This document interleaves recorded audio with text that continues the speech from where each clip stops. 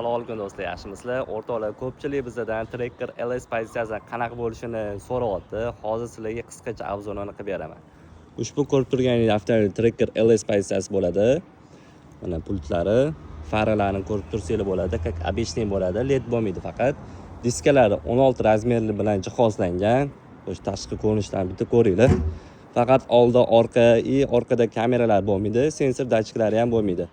Ko'rib turganingizdek, ushbu Tracker LS pozitsiyasi bo'ladi. 2026-yil. Xo'sh, salon qismiga keladigan bo'lsak, salon qismida sidinasi polniy material bilan jihozlangan. Hozir sizlarga bitta zavodni tekshirib beraman. Monitorida bemalol YouTube, navigator, CarPlay ulasanglar ham bo'ladi.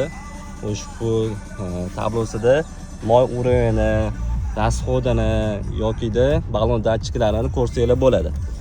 Bu yoqda pechkalari, как pechkasi bor, konteyneri bor, hamma narsasi bor. Faqat klimat kontrollari, ortiqcha jihozlari bo'lmaydi, как обычный bo'ladi. Ushbu avtomobil. Ushbu ruliga keladigan bo'lsa, rulida multimedia baland-past qiladigan funksiyasi bor. Bu yoqda telefonni ulasanglar bo'ladi, limit kontroli bor. Ko'rib turganingizdek, ushbu avtomobilni naqd to'lov asosida yoki рассрочкаga olsanglar bo'ladi. Boshlanish to'lovini to'lab 3 yilga xarid qilsanglar bo'ladi.